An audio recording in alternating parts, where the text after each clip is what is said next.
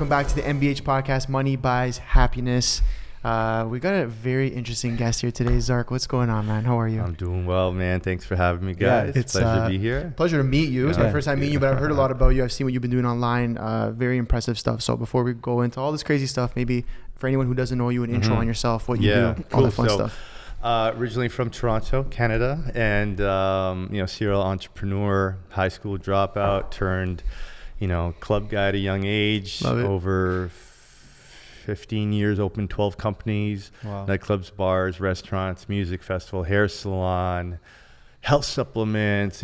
Some might know, like Blowfish I had for 15 years, Maison Mercer for 10 years, Century Room, which became Everly. Those are probably more of our well-known spots. So very immersed in nightlife and entertainment for 25 years and had a great run with that. Ralph and I'd say we made our mark in the Toronto nightlife scene back in the day, and made a big pivot in my life. Turning 40 was a milestone for me, where I just kind of took a step back and asked, am I really happy? Am I truly living, my best life, let's say? And that's what really kicked off my personal development journey. I was watching the video on your website too. I mean, I think it's like a 3-4 minute clip. And it's kind of just recapping, I guess, since 2014, what you've kind of been through, right? So I want to talk a little bit about that moment where you turned 40, and what exactly was going on through your head, because I feel we're so go, especially in nightlife, right? Especially in hospitality, you're always go. And it might seem like sometimes you don't even get a chance to just sit down and say, am I happy right now? Like right now. Yeah. So for me, turning 40, I took a step back and saw that all my closest friends were married with kids. They had companies, they were growing, businesses that they loved, financially abundant. Things were, going really well for them. And I took a look at my life, and even though on the surface, I'm driving a fancy car, dating beautiful women, traveling to luxurious places, on the surface, my Instagram life looked 12 out of 10, like most people's, right? Yet inside, I was feeling lonely. I had always thought I'd be married with kids by 40, and that wasn't the case. I didn't love what I was doing anymore. The restaurants and clubs, I just felt like, my time had come, but I was kind of locked into it because I was in debt. I was hundreds of thousands of dollars in debt. So for me, it was just like, okay, I do some things really well, and I'm really screwing some things up. So what's out of balance here, and what needs to shift? And for me, it was just that moment of realization that, if I want to reach the goals that I want for my life by 50, some things need to change, because I could have swore a couple of months ago I was 32, and here I'm 40. It's like, whoa, this is going to go by real quick.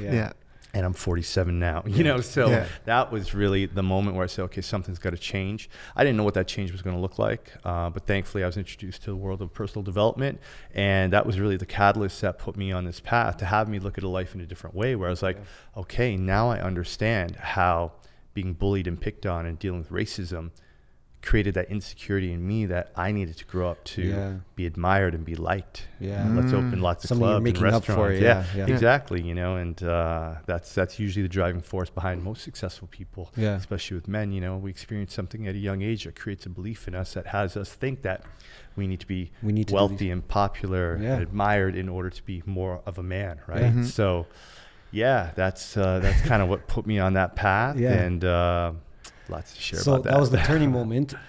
And from what I know, you moved to Costa Rica, right? What did that happen like very shortly after? Did it take some time to kind of exit the industry? Because as you said, you were kind of, I don't want to say trapped, but even people I know in nightlife, they feel trapped sometimes because it's just consistent money, but then you're worried about the next week, then the next week, and you want to start something and more, the ego and the identity and all that. So for me, Mm-hmm. I had been in nightlife for 25 years. I dropped out of high school at 17, started working at nightlife at 18. So for me, it was really all I knew. So as I was going through my own transformational journey, I knew that nightlife and restaurants aren't really aligned with the life I want to live. I asked myself, well, what the hell am I going to do now? I've been doing this for so long. What else am I good at? I had to take a look at, well, what do I value most in life? And the life that I want to create, what do I need to let go of to have that life? And how bad do I want it? And I started to explore what could I possibly do using the skill set that I developed through 25 years of nightlife. And for me, I was very open with my story, which is something I never used to be. I used to be very closed off. Again, always projecting that Instagram life. I didn't want people to know I was in debt. I didn't want people to know I didn't love being at my club or restaurant. But in sharing my story, other people are like, yeah, man, you know what? Me too. Yeah, I'm not happy, and I'm feeling empty. And some of the people are reaching out. They're on TV. They're CEOs of big companies, and they're reaching out, being like, "Man, I really admire your vulnerability, and thank you for sharing that, because I'm feeling the same thing." So I thought, wait, my story is resonating with people. Yeah. And over the last 4 or 5 years, I've learned from so many brilliant coaches and retreats and coaches and forums and summits and all this amazing content. I thought, how could I share this knowledge with people in a way that would maybe help them along their journey? So loving, to travel, loving good food and hot destinations and learning and like-minded people, I thought, it'd be really cool to maybe start up a travel company focusing on wellness and personal development. So that's what led me to Costa Rica. So I decided I want to start hosting retreats, and the funny thing is putting together a retreat is the same as putting together a party. Instead of booking a venue, I'm booking a villa. Instead of booking a DJ, I'm booking a chef. Instead of booking talent performers, I'm hiring meditation coaches and yoga instructors. Cool. It's cool. I love curating experiences. The thing I love most about hospitality is you're trusting me with your time and your money, and I'm going to create something that's going to emotionally, physically, energetically, spiritually, mentally impact you. And that's what I get to do with my retreats. So Costa Rica was just a no-brainer. Close to Canada, Pura Vida energy. I was gonna say the energy there is on point. There's just a happy vibe there. Costa Rica does half the work on its own. You land and you just feel this, wow, I feel good. And then you're eating fresh mangoes. You're in the Pacific Ocean. And there's just like a collective consciousness in the town I live in, Nosara, that is tangible. You feel it, So I started hosting retreats, and right after it was actually on my first retreat that I decided to close Blowfish. It was about day 6 on the retreat, and I saw how happy my people were and laughing and sharing and crying, and I was like, you know what? This is what I want to do. This is it. I felt an energy and passion that had been dormant for a while, and when I felt that, I was like, no, this is it. So in that moment, I pulled out my phone, emailed my partner. I said, I'm done. That's it. We had just closed down Blowfish to begin renovations. Had a new name, new concept, new investors, new lease. Like, we were going all in. And we had closed to start construction, and we never reopened. That was it. I came back. I sold Blowfish to some friends and just went all in on the retreats. It's now regulars, right? Now regulars. I was gonna say, what was that like? Like, what was that feeling just to be like, hey, like sending that email? Those are like your babies at the same time. Blowfish was my first business, and something I was very proud of. And, talking about the ego and identity of it all, right? Like, people who are feeling trapped. In my head, I was like, but I'm owed $1 million, and Blowfish is like my pride and joy, and people are going to think I'm a failure. I'll never be able to open another place in Toronto again. And, all these things going through my head. And I remember I was in Miami a few months later, and I met this woman, and she's like, oh yeah, I used to live in Toronto. I'm like, oh, cool. Blowfish? She's like, oh my God, I love Blowfish. Me and my husband went there for our first dinner. I'm like, oh, cool. Yeah, I used to own Blowfish. And I was like, I used to own Blowfish. Yeah, used to. Oh my God. I used to own Blowfish. I don't own Blowfish anymore. And I was talking about it like I was speaking about a loved one who had passed away. And I spent 1/3 of my life in that building. So for me, Blowfish was like my calling card, and now it's gone. So I think where a lot of people, entrepreneurs, business owners, get stuck, or even people who've had, very, well-respected careers. Of course.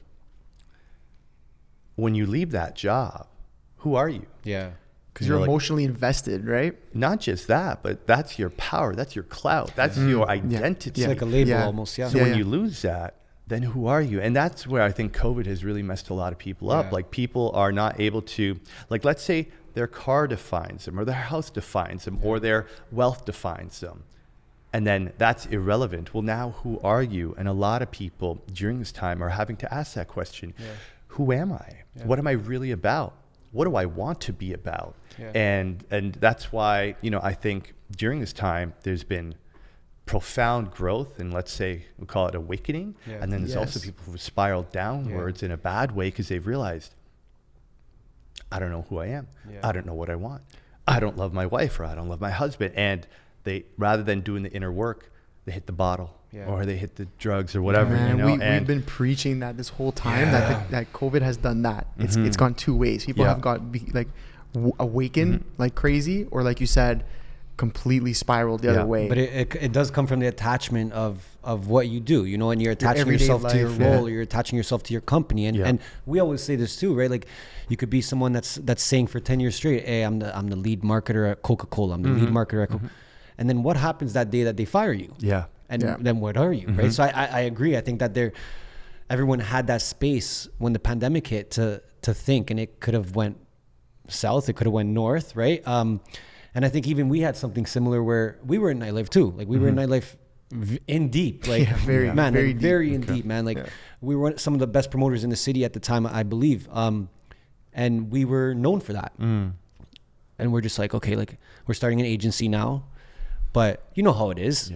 What are you doing with this office? You're a promoter. And we're just like, fuck, like, nah, they don't believe us yet. They don't believe us yet. We got to keep going, right? But that actually enabled us to think outside the box, put ourselves in their shoes and say, why do I think of Ernesto or Anthony this way, right? And COVID was a positive thing. We did some shrooms too in January before. We did. Well, but that was like packed with intention. I swear. Like so much intention, man. That was a huge awakening for myself, just to kind of humble myself for sure.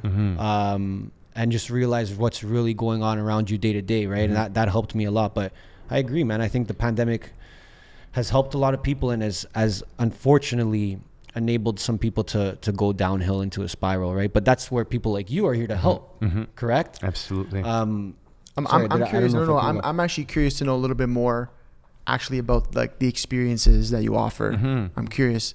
Maybe walk me through like what one would look like. Yeah. So, you know, like any entrepreneur, you eat in a restaurant and you think, oh, how would I run this restaurant my way? You know? So, having been on several retreats, I always thought, you know, what would I do different? And the retreats are essentially the embodiment of what I enjoy most on a personal level, which is I love adventure. I love trying new things. I love fast cars. I love, you know, pushing my boundaries and just stepping beyond what I think is possible.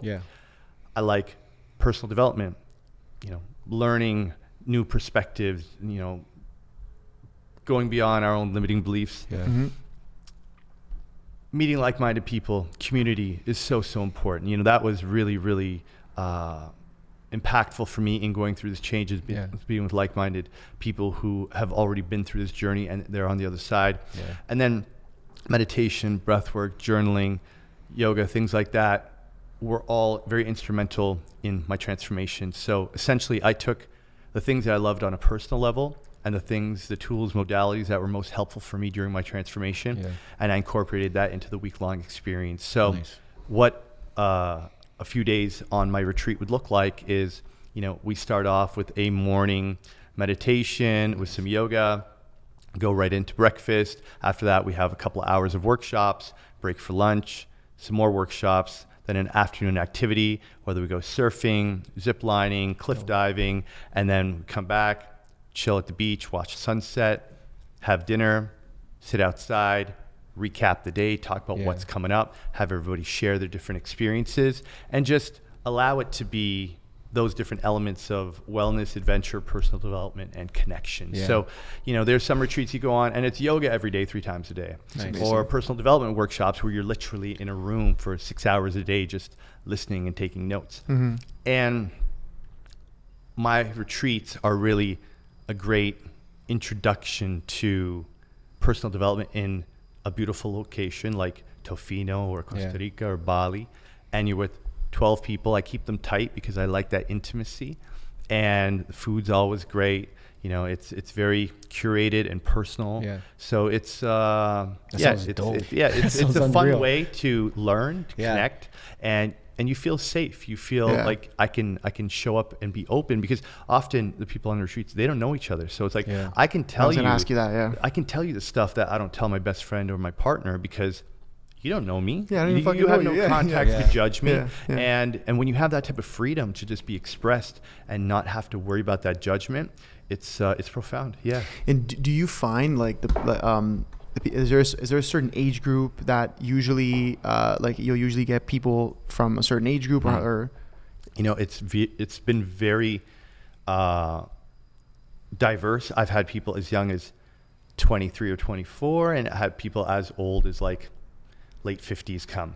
Cool. Typically though, the sweet spot's kind of like mid 30s to I'd say late 40s. You know, people who have kind of already been through their career, or they've reached some level of success in their career or business, and they're now contemplating their happiness. They're looking for fulfillment. Yeah. Most of the people who come on my retreats are people who are in transition, and they're looking to kind of evolve to that next version of themselves, and they don't know how to do steps, that. yeah, the steps. And would you say a lot of people come back like as repeat, I'll say clients? Or do they just, maybe they implement what you've taught them to, and they just run with I've had people who have come on several trips for sure. Cool. Obviously COVID has thrown a real wrench into all of that. For sure. Most of my clients have said for sure, when you're doing retreats again, I'm coming. And I think the retreat business and wellness travel is going to explode, you know, in the very near future, just because during this time, people, you know, realizing that they are hungry for that personal growth and inner development.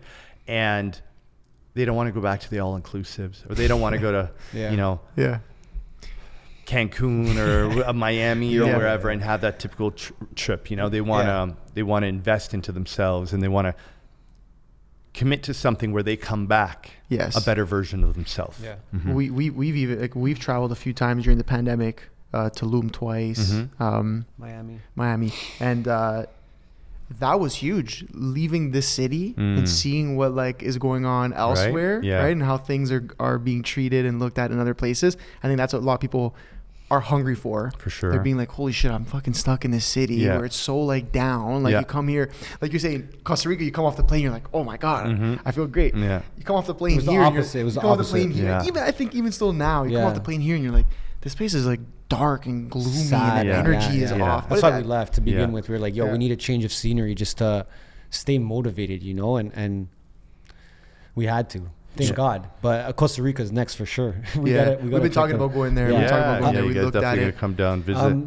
Also, we spoke about this a bit off camera, but you're treating a lot of men right now. You're coaching a lot of men, right? Yeah. So when COVID hit, I was already in training to become a professional certified coach.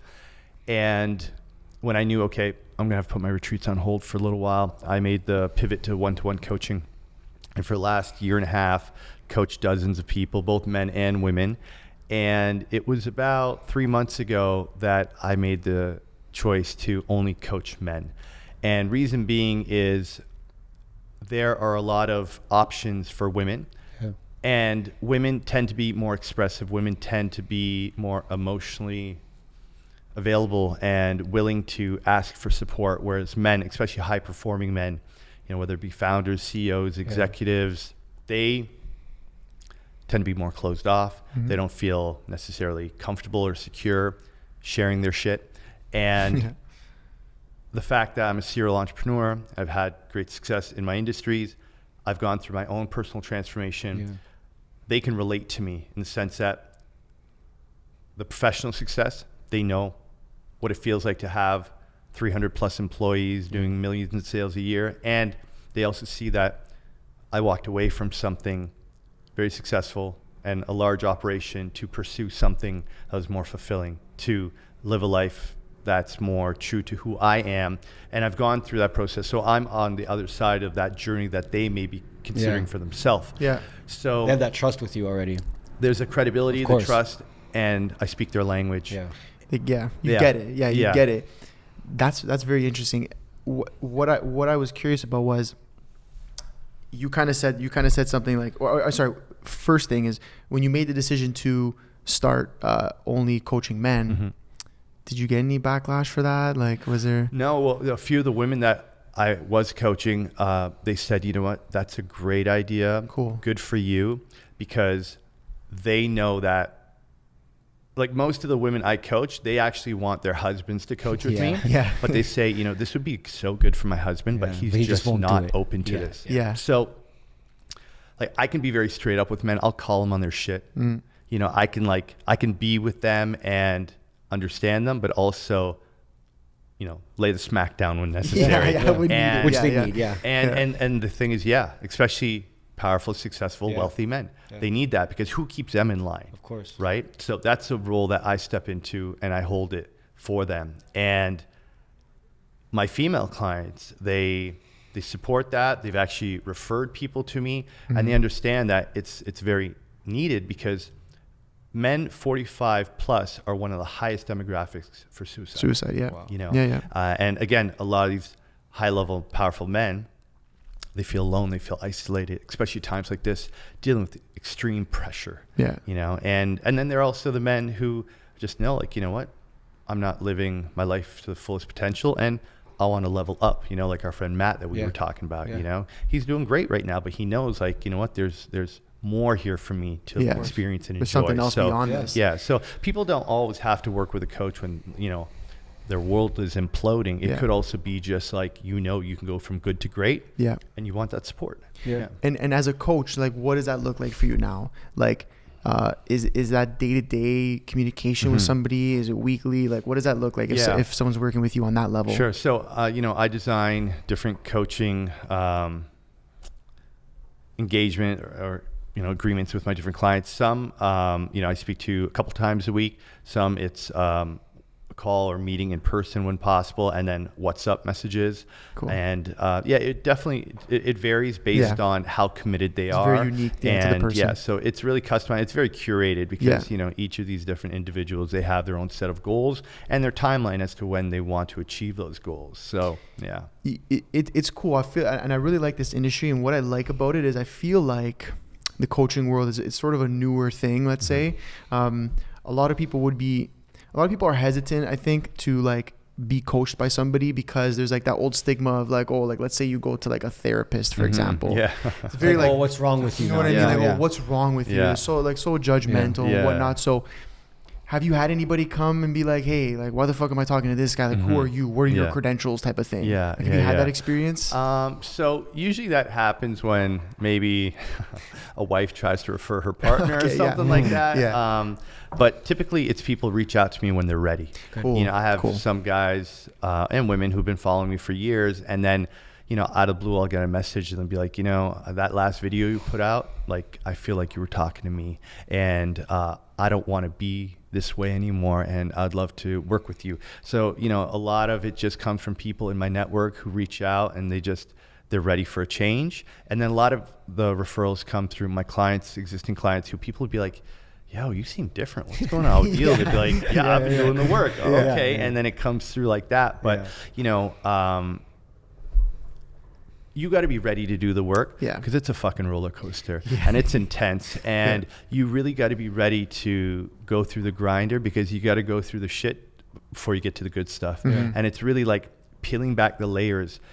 You know, there's a quote by Eckhart Tolle I love, and he says that we spend half our life trying to become someone and the other half trying to get back to who we once were. So, you know, we're born of pure light and love, you know, like a little child, like a little puppy running around, just pure joy, pure love. We know the truth. You know, we know, like, all we know is love. And then parents' influence, school, peer pressure, teenage, friends, social media, society. Layers get put on top of us till we forget who we are. And then one day we wake up and we don't even like who we are anymore. We're confused about who we are. We don't want to be that version of who we are in that moment. And it's like, okay, well, now what do I do?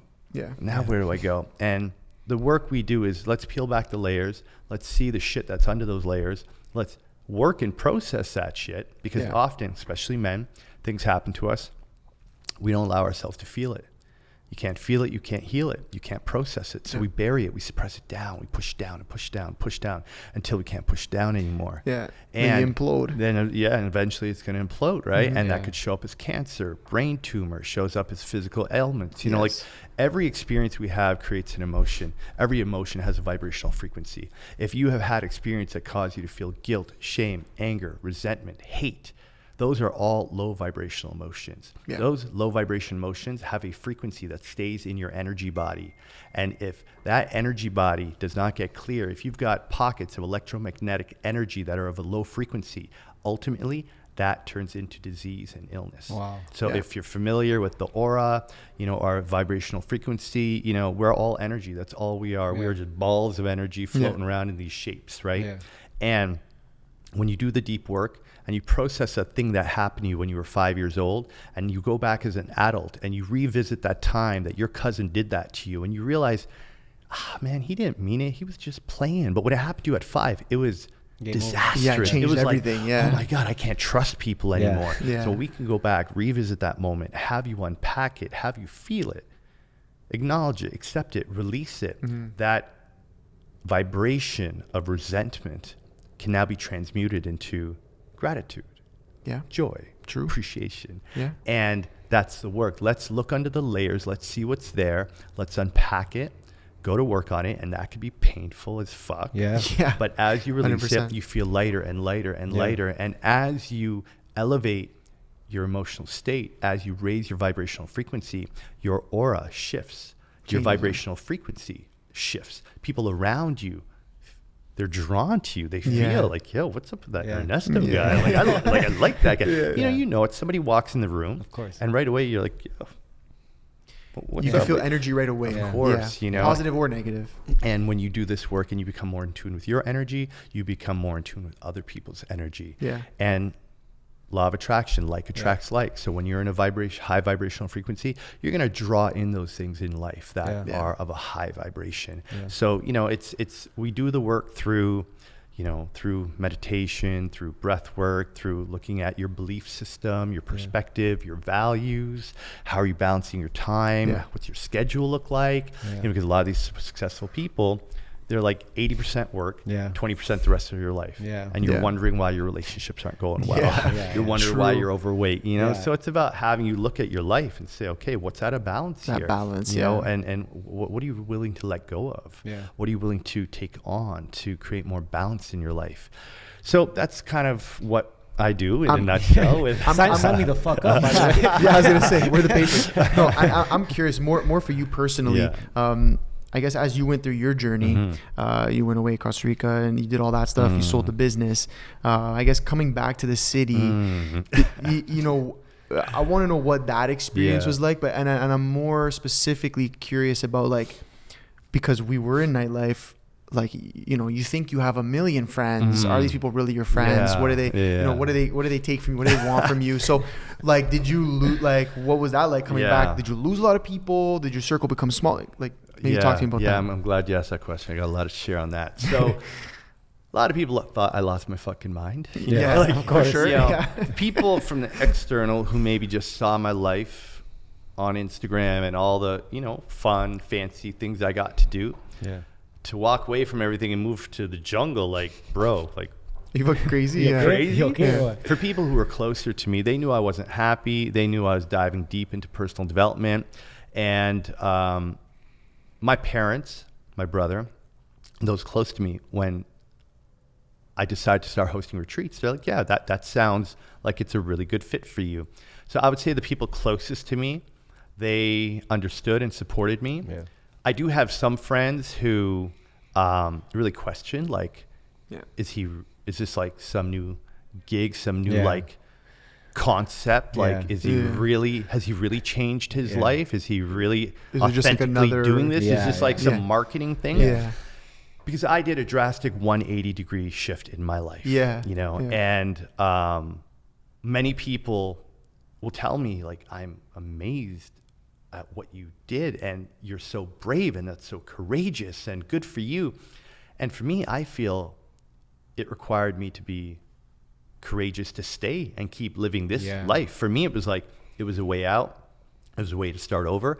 And I had the opportunity to pursue something I actually really loved and felt good about. So I'm sure there's many people who are watching this right now who think I'm full of shit, who think like, nah, this guy's crazy. But, you know, but the truth is because it's been like, you know, 3-4 years now that I've been in this work, that people see that, okay, I actually changed my life. I actually am a different person in many ways. And I can help you do the same for you if that's what you want. So there has been a shift, but I'd say for the first couple of years, people were very doubtful. And there's probably still a couple of friends who were a little skeptical, and that's okay. And what's interesting where I'm at in my own journey right now, you know, when I left Toronto, you know, I had let go of quite a few things. So I would say I was not living that same dynamic jet set life that I was before. But I went from living a pretty superficial life to getting rid of a lot of stuff, living a very simple, spiritual life in Costa Rica. Yeah. And for 3 years, I was alone a lot. I was, financially not in a great place. So I couldn't even afford a lot of the things that I used to really enjoy. Yeah. So I also made a lot of what I used to enjoy wrong. Like, I guess part of me was a bit regretful and almost angry at myself that I had blown so much money on so many superficial things that weren't very necessary, that I made a lot of that life wrong. And there's this thing in the spiritual world and spiritual community where being wealthy is bad. Owning a fancy car is greedy. Being too successful is not aligned with being spiritual.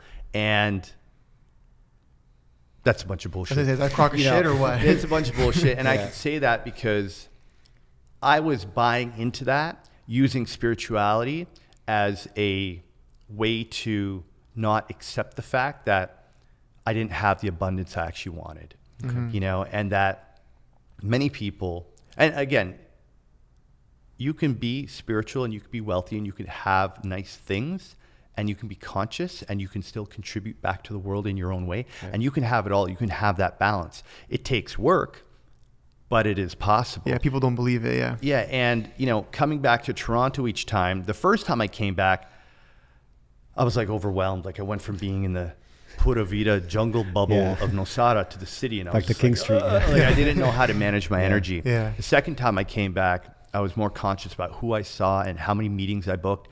And I like to stay in the beaches, so I'm close to the water, close to my parents, and I take my dog for long walks on the boardwalk, and it's how I balance myself. Yeah. Coming back this time, my business is doing well. I'm in a good place financially. Yeah. I've got more confidence coming back. And on my previous trips, I almost didn't know where I fit anymore. Because again, part of my identity, well, who am I now in Toronto when I'm not the owner of all these venues? And the whole scene's changed. Everybody's so young now. Nobody knows who I am anymore. I'm irrelevant. So I almost didn't know where I fit in Toronto anymore. But coming back this time, it's like I have so much confidence and just high self-worth for the work I'm doing and the difference that I'm making, that I feel great being back here.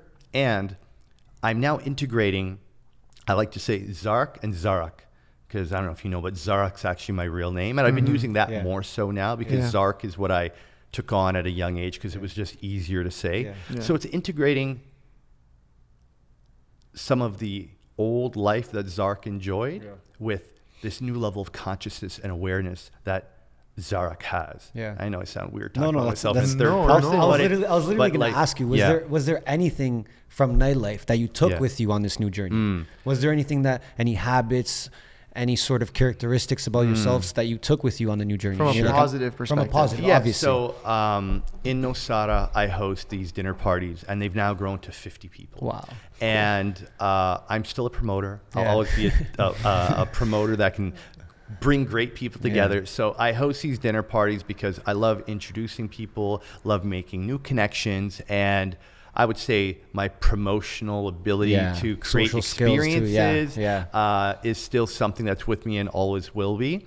With Ralph being in town, him and I have reconnected, and we're actually hosting 2 events this weekend. So by the time you watch this, it'll be over. But if you guys want to join, we're hosting a private party at the old Spoke Club, which is now called Clio, tomorrow night. Sweet. And then we're hosting a block party in Yorkville. Wow. And these are free parties. Oh, I think I saw.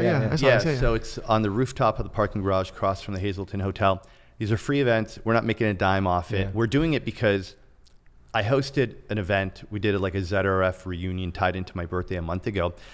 And people were like, thank you. They need it. This feels like old times. And I can't believe we're out. We're dancing. And Carmelinda and Eric are DJing. And wow, like for some people, they're like me now, well into their 40s, and they've got kids, and they don't go out anymore. So now they're going out and reliving experience they had 20 years ago. So they were so grateful and appreciative, and they were all like, when are you guys doing this again? So we thought, well, Ralph's going back to Bali. I'm going back to Costa Rica. Why not? Let's do one more. So we're doing this party on Sunday in Yorkville. And again, it's just for the sake of bringing people together, and let's just get together, enjoy some music. You know, no masks and vaccine passports required because it's outdoors. It's crazy to say that. Crazy to say that out loud. But you know, it's so that's still in me. I love getting people together. I love great music. I love dancing. I love seeing people just celebrating life. You know, and I want to do more of that because I have suppressed those parts of me on this serious spiritual conscious journey. I have stopped allowing myself, I've held back from really being fully self-expressed. So for me now, it's like, you know what? I love getting dressed up and going out for a nice dinner. I love staying in a beautiful hotel. I love driving a Porsche. I love those things. But the difference is I don't love it because I need you to see me doing it. I love it because, you know what? It makes me feel good. So I'm going to do it. And that's the balance I'm finding, is integrating the things from my old life that I love and enjoy and doing them without feeling guilty or... I think it's the removal of like the ego thing, right? 100%. Which is a big piece of it. And I feel like when you were saying that you were coming back for the first time and the second time, it's probably your ego being like, well, why doesn't everyone know me anymore? Like you're saying, I'm irrelevant.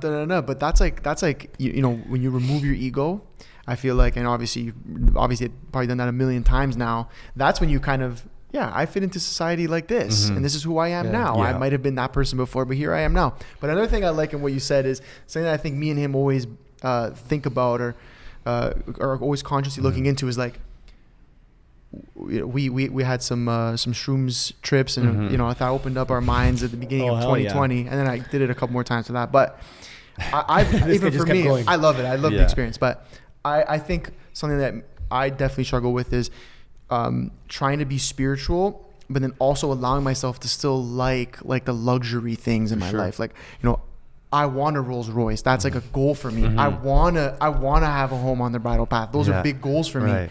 But then a lot of people would look and be like, I agree. Well, you can't be spiritual and also want those things. And it's like, I'm having this inner battle being like, well, why can't I? Have you read The Monk Who Sold His Ferrari? No. I highly suggest you read that book. Because without spoiling it, essentially, when you become spiritual, and you are spiritual, we're all spiritual, because spiritual just means getting to know your spirit inside, right? The deeper you dive into yourself and connect more with your soul, the less you're going to want the Rolls Royce and the house and bridal path. Because if you ask yourself, why do you want a Rolls Royce? What part of you wants a Rolls Royce? You know, how will that Rolls Royce change your life, and why is that important to you? It's a self-inquiry that you could look into, because, you know, if you're making hundreds of millions a year and you're in a financial position where you have abundance and a Rolls Royce and a house on bridal path is no big deal, and it's just what you like, awesome.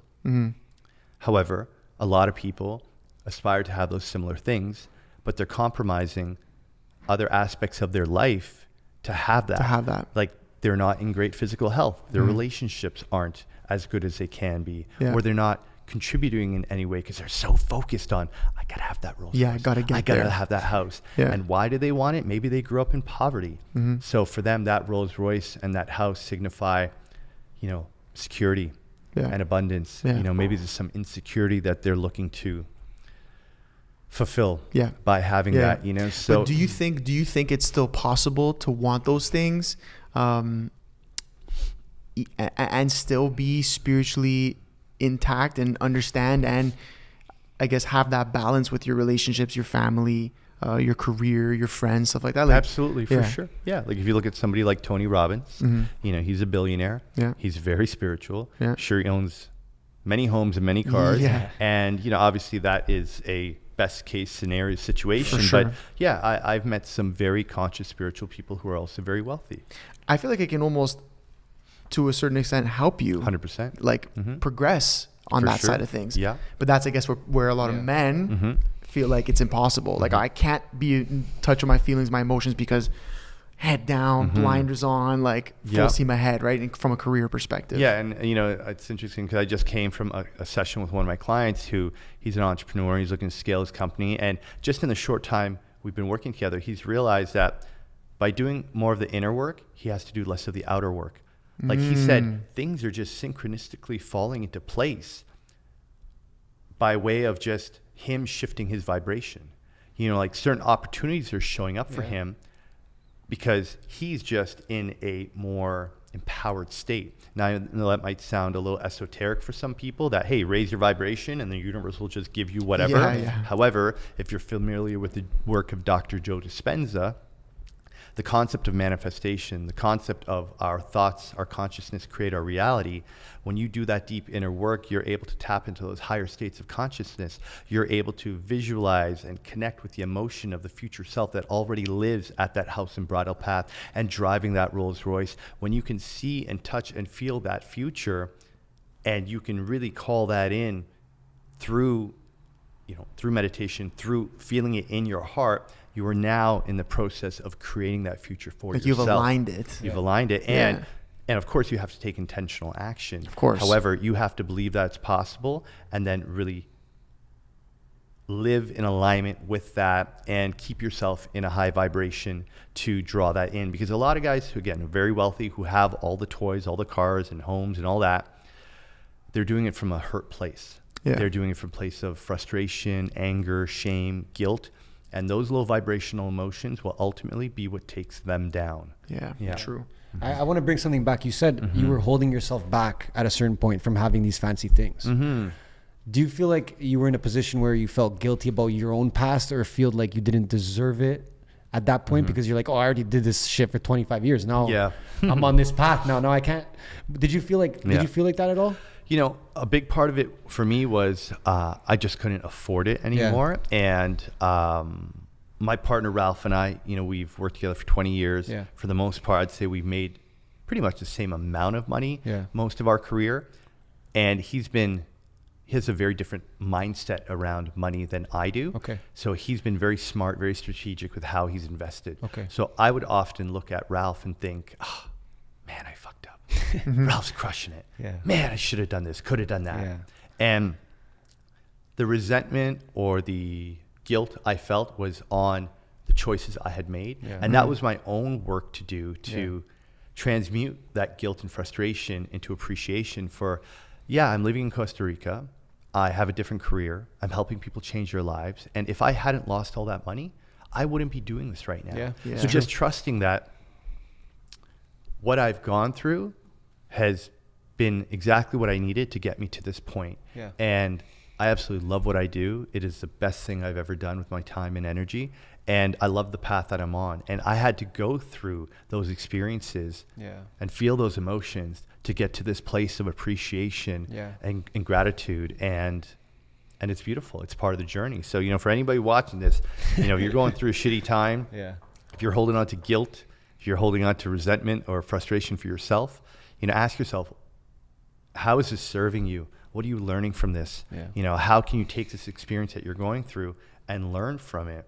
And also, excuse me, often the shitty things that happen to us young in life that like I got bullied and picked on as a young child. And of course I didn't want it to happen. It didn't feel good, but it's what caused me to be a high performer. It's what caused me to go on my own. You know what? You don't want to accept me? No problem. I'll create my own community.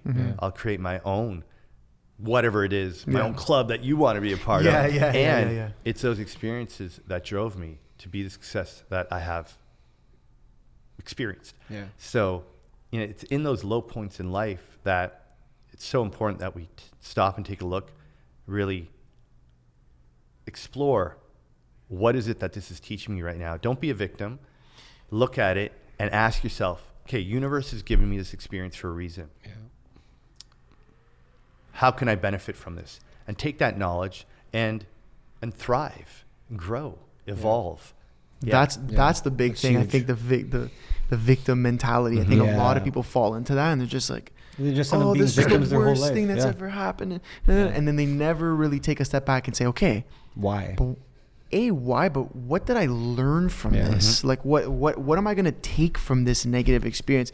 They fall too deep in the negative experience, I guess, right? Yep. Instead of saying like, okay, this happened. Obviously, everyone has their own sort of timeline of how they grieve certain things, certain experiences.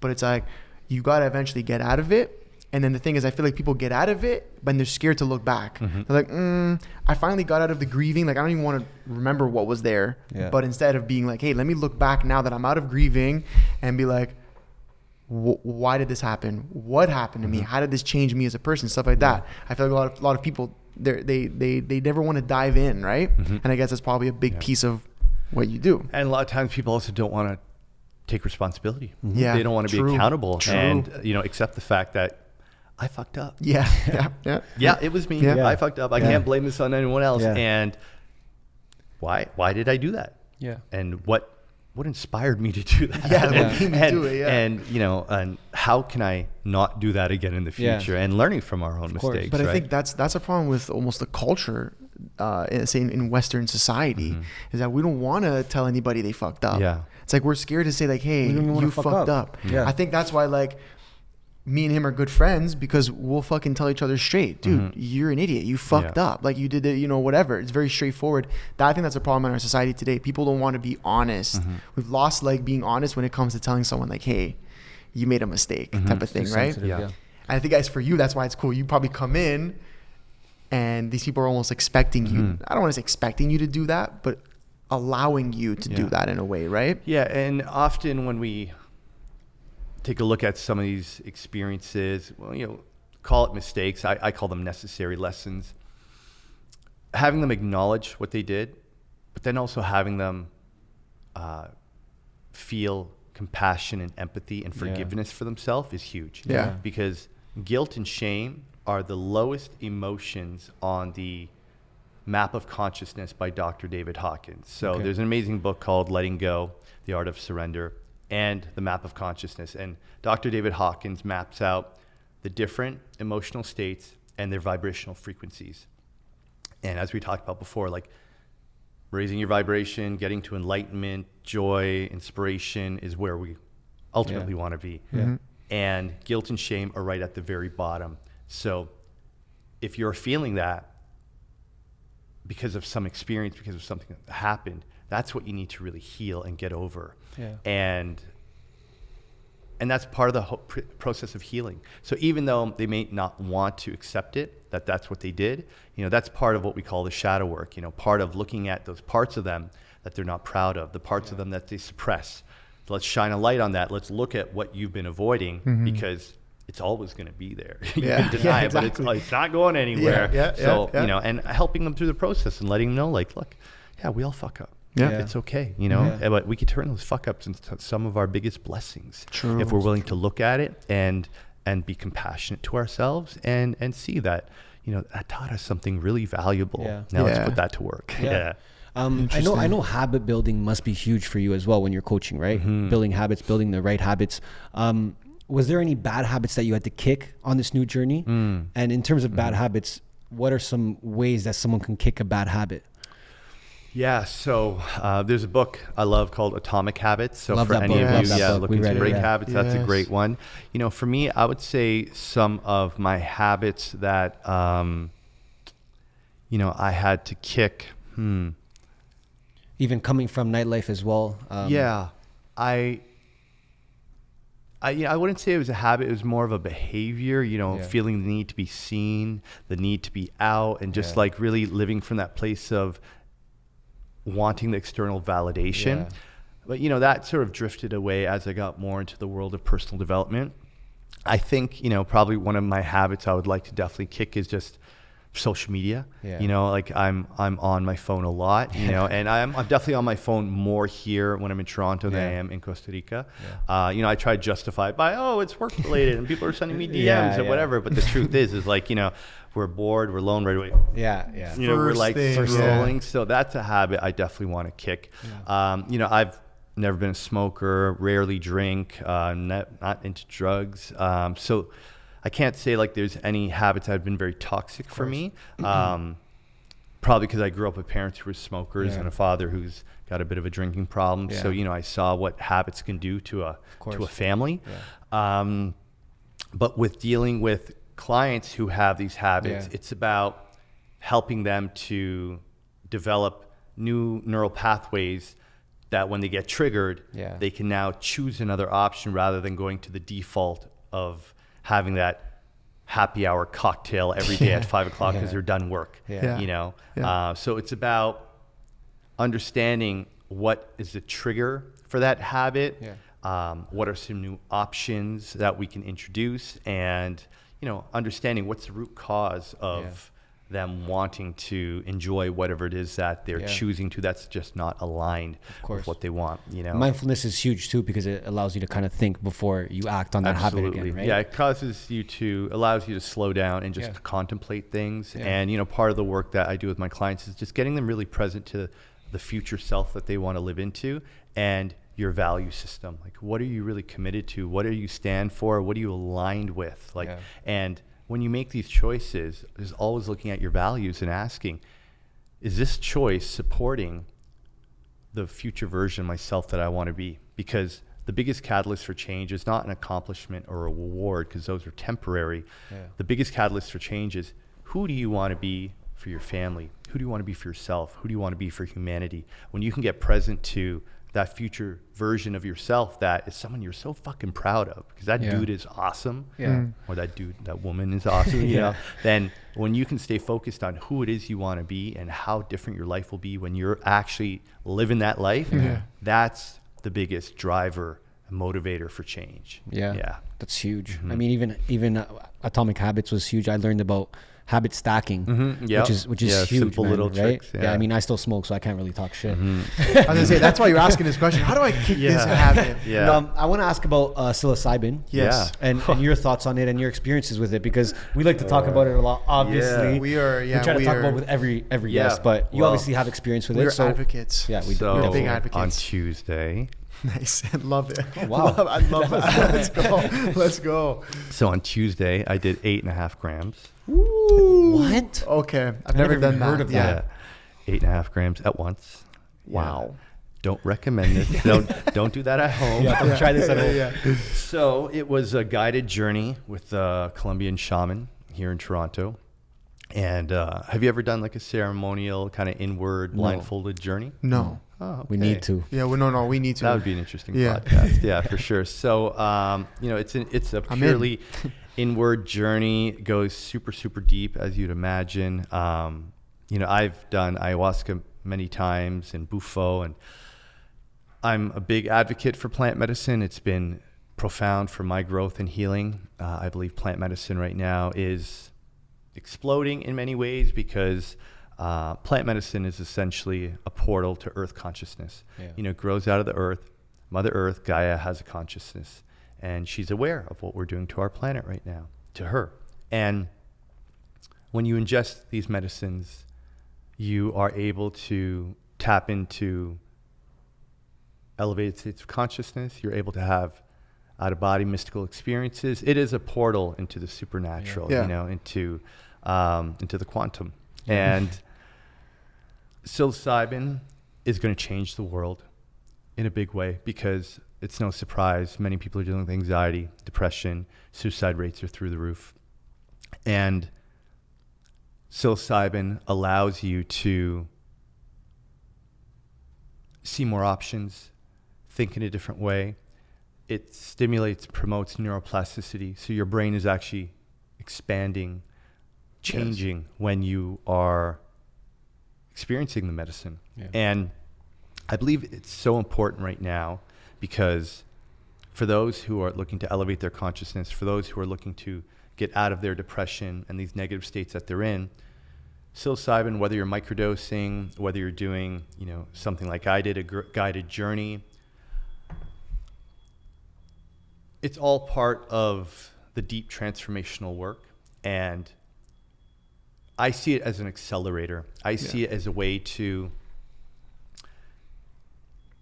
go deeper, faster, and speed up the process. Now,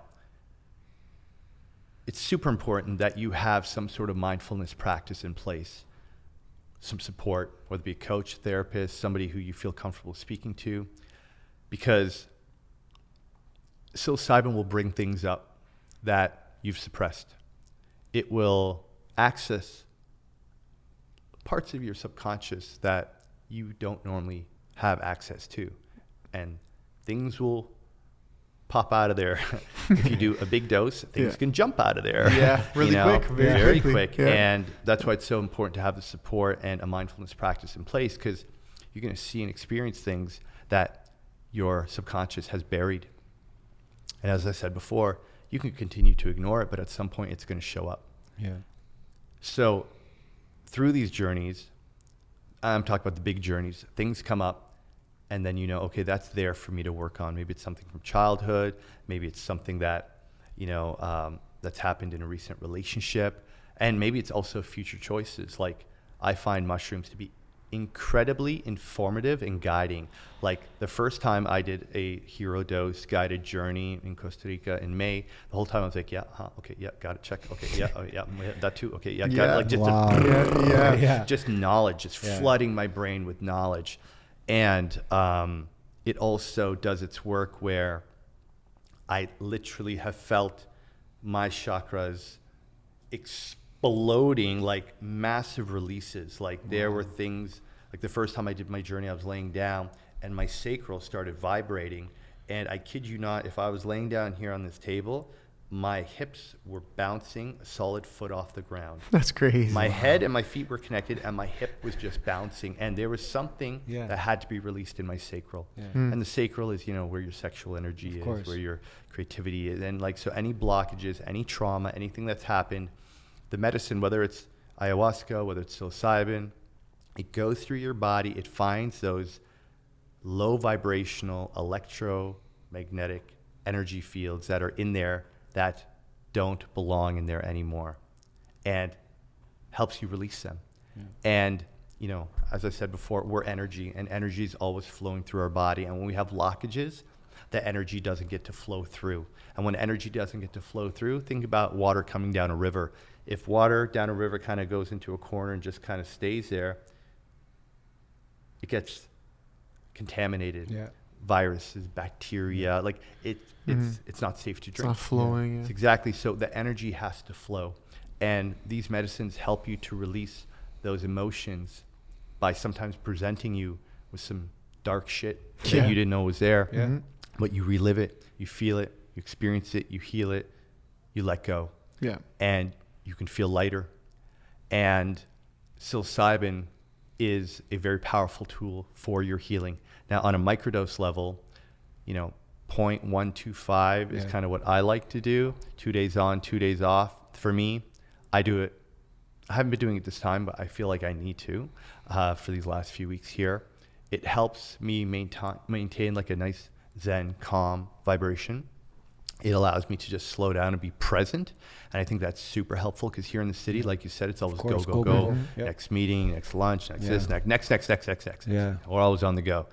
Psilocybin allows you to be more focused, more present, more calm.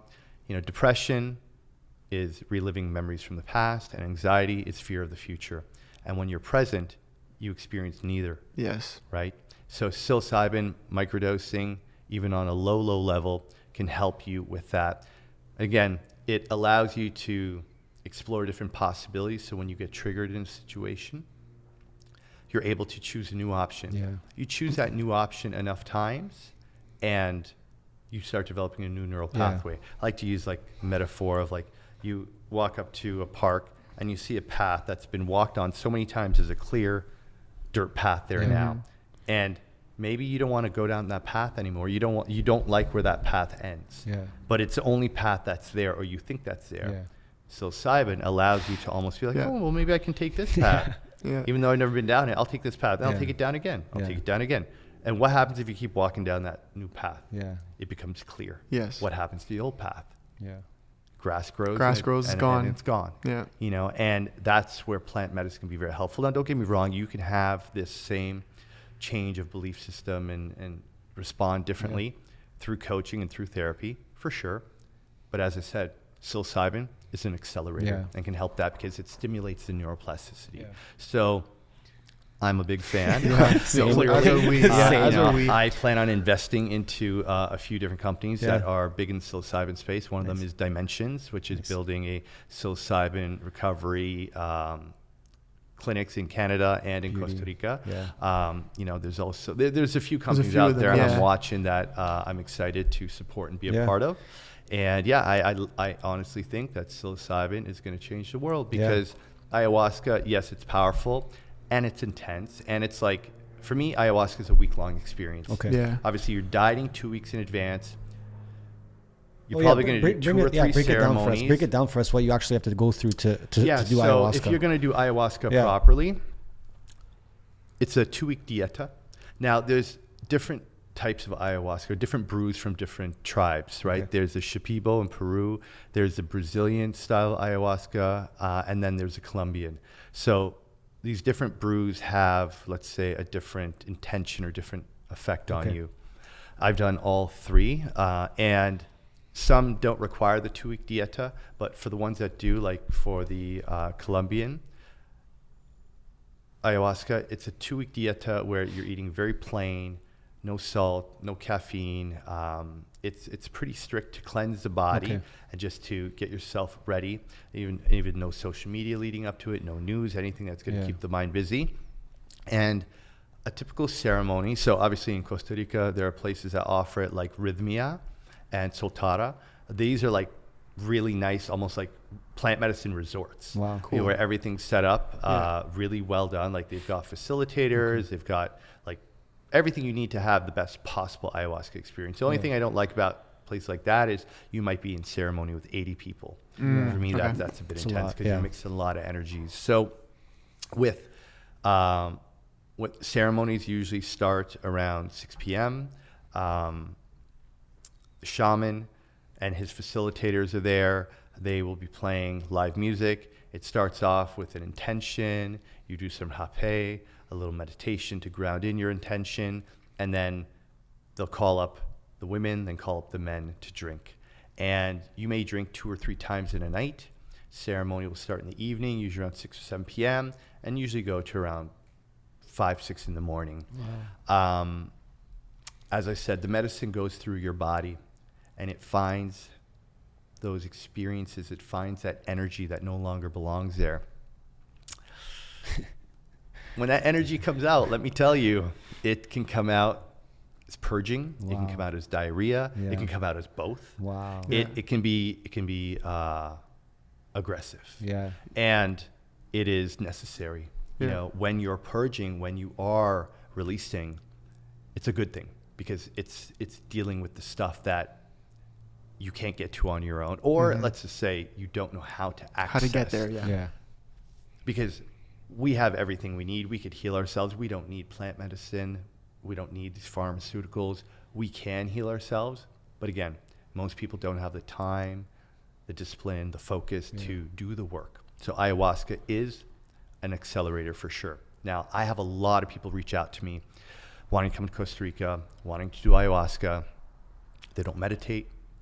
They don't have any sort of inner work, any mindfulness practice. And I actually put out a video on my Instagram saying ayahuasca is not the answer because so many people are looking to come down to Costa Rica, do ayahuasca for a week and think they're going to come home and life is going to be good. Be a whole different person. And I guarantee you, if you don't have a practice in place, you don't have the support, the coaching, whatever integration process when you get home, you can be in a worse position than you arrive because you go down, your mind is blown, you're experiencing this dark traumatic stuff that you didn't even know was there, and now back home to go deal with it on your own.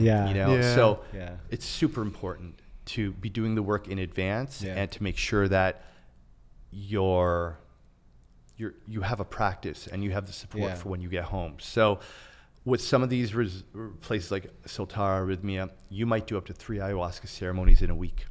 Cool. Sometimes it's back to back, day off, another ceremony, and you go. And the first one is usually cleansing. Let's get all the shit out. Let's go through and see what doesn't need to be there. The second one can be very like cosmic, intergalactic, multidimensional. You're seeing literally beings from different dimensions, different solar systems. Yeah. Like it can be. It could be a lot. Yeah. Yeah. It will definitely have you believe that we are truly just a sliver of consciousness having a human experience, because most of us think this is us, this is our life, this is what we're about. We are just a sliver of the divine consciousness having this human experience in this skin suit. Yeah. And when the skin suit expires, we go back up there, and through ayahuasca, even psilocybin, and definitely with Bufo, you can have experiences where you actually go back to the light. And I have had that before. I did Bufo in 2019, and it was the most profound. What's Bufo? Bufo?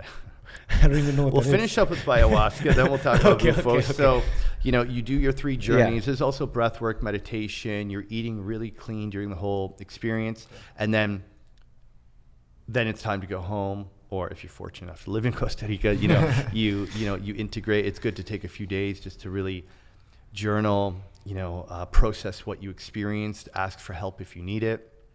And some of these resorts like Rhythmia and Soltara also offer integration programs. Okay. So that's very helpful afterwards. And again, ayahuasca, super powerful, but you have to be ready to receive and surrender. Yeah. That's so important. Surrender is the name of the game is really the intention. It's the have biggest an piece of intention it, as to why you're doing it. Yeah. Don't have expectations. And when you drink the medicine, just surrender and allow grandmother ayahuasca to do what she needs to do. Yeah. And it's powerful. Yeah. And it's here for a reason. Mm-hmm. Now, Bufo. How much time do we got? Bufo is. And I don't know who the fuck thought of this.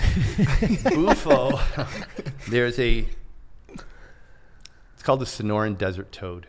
It's from the Sonoran Desert. Okay. Yes. I think And It's from this the toad, toad, when threatened or squeezed, secretes a venom. Okay. Yes. And this venom emits what's called Bufo, which is 5-MeO-DMT.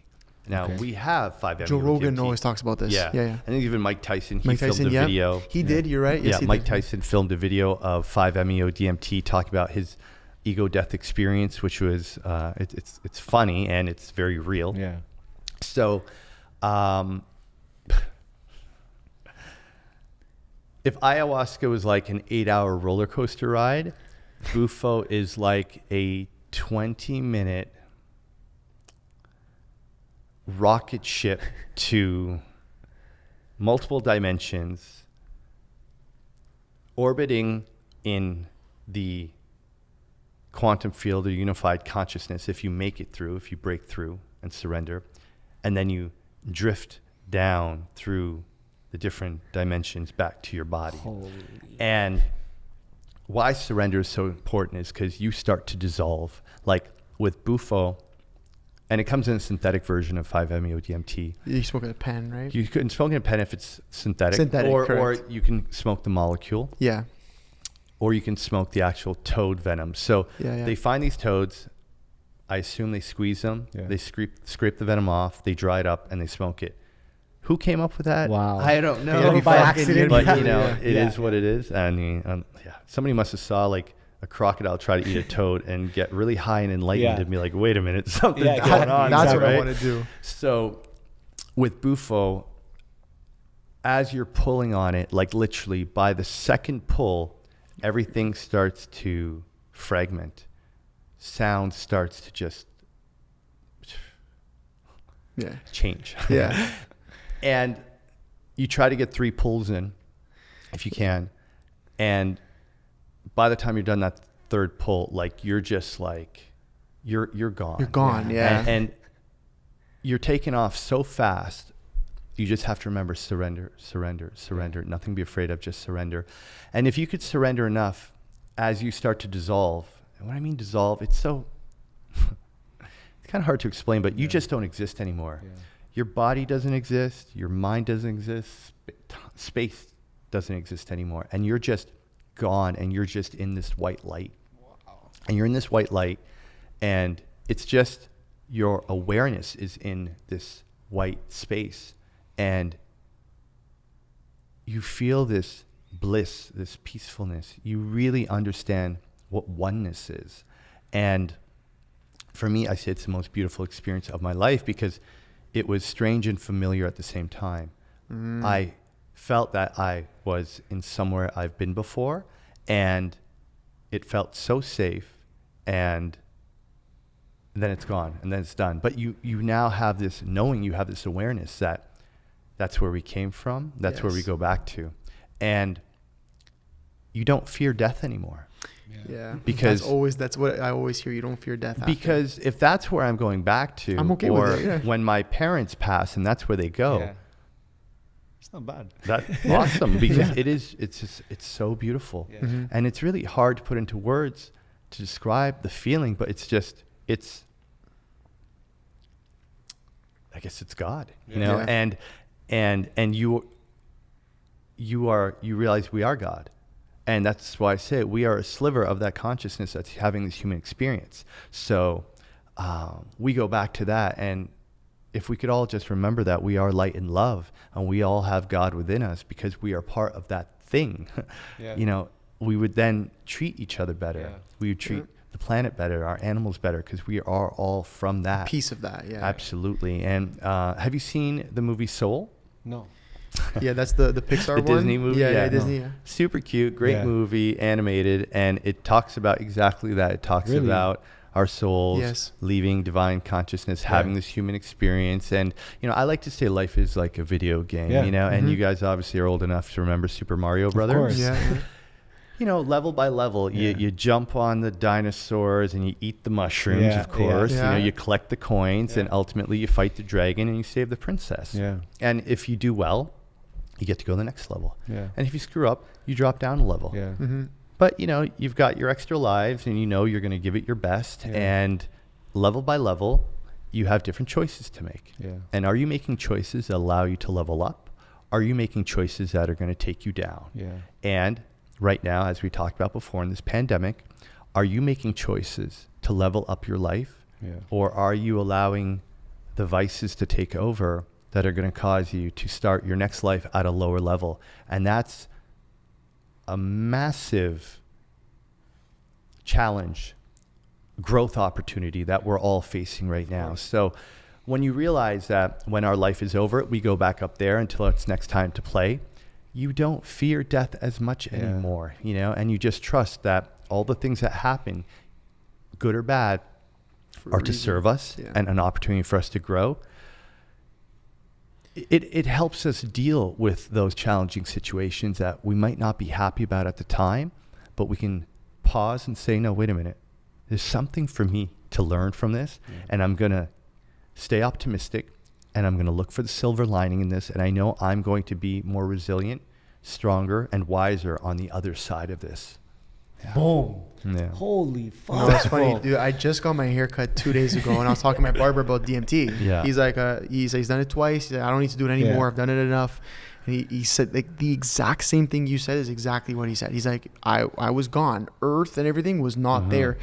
Time was like, he was like, it was just, it's non-existent anymore. And he was saying about being like in a different dimension with so I guess some people maybe experience it, some don't, but with other beings. And they're like, I don't know how to explain what they are, who they are, what it is, but it's other beings and stuff. And I'm like, fuck, I need to do this shit. That's crazy. Wow. And you fucked me up with the Super Mario thing because I'm like, holy shit. It's true. These guys must have really been smoking some DMT before they made this game.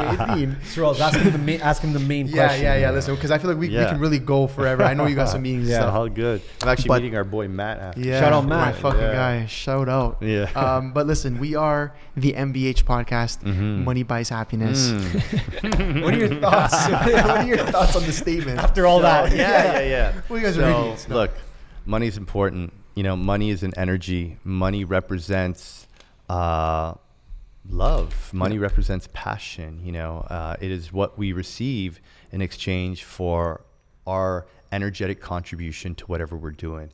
And I grew up with a very toxic money mindset with parents from a third world country who live check to check. And I grew up thinking people with money are assholes and that money's the root of all evil and, you know, all those other things that are said about money. And I've had a shift in belief. And can money buy happiness? money can afford you the freedom to make choices that allow you to live a life that will bring you joy. Stamp that. Let's fucking go. Wow. Stamp that. Yeah. Get it tatted. Yeah. No, you know what?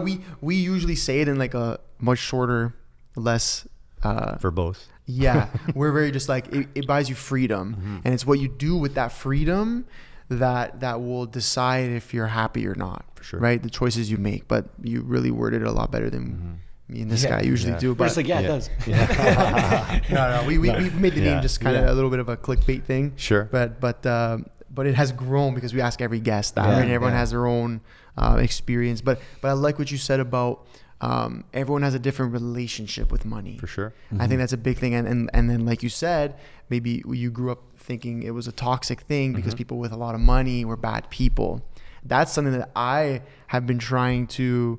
I'm very opinionated on my Instagram. I don't know if that's a good or bad thing, but I try to put out the message that having money doesn't make you a bad person, right? It's what you do with it. For sure. At the end of the day, right? So and I like how that you got it. And how you got it. Correct. It, yeah. Very true. Very true. Very true. So, man, I really like that, man. Yeah. I really like the way you put it. Cool. It's we're gonna have to get you back, Zark. yeah. Holy shit! No, Yeah, we gotta man. come see you. Yo, we got that's number one. That's we'll number do one. MBH in Osada for Dude. sure. Yeah. Oh, that'd be Dean. You ready? Yeah. I'm always ready. Let's get the tickets, bro. Listen. Yeah, no, it was a pleasure to have you, man. Yeah, I think man, a lot great of our for you. audience Thank is gonna you. have an eye opener of a session when they watch this one. Yeah, Oh, because dude, I was 100%. just listening the whole time, and I'm just like, yo, you And I are have so hitting many it more right things to on. ask you, but I mean, like I said, we'll go forever. But I think we're gonna have to bring MBH to Costa Rica for sure. Yeah. And when you guys do come down, I have a bunch of great entrepreneurs that you can meet with as well. There's a great nomadic community down there. So for sure, happy to set that up. Yeah. And you know, one thing I just want to plug here is I am developing an online version of my coaching program. Okay, good. Sweet. So, you know, I take on a very limited amount of one-to-one clients because I want to be focused on, and it's an energetic thing as well. And with the online course, I'll have videos, workbooks, and exercises that teach a lot of what we spoke about today, but in an online format that people can buy, download, do at their own pace, because I want as many people as possible to learn what I've learned, because 7 years ago, I knew none of this. You know, 7 years ago, I was scratching my head thinking, what the fuck am I doing with my life? And thankfully, through the amazing friends and contacts and coaches that I've worked with, that I'm at this place in my life now, and I want to share that with others, and I want to scale my impact, and I'm excited to launch that. So I'll let you know when that's ready. It's going to be later this year. Amazing. And for anybody watching, you know, you can find me on Instagram at Zark Fatah.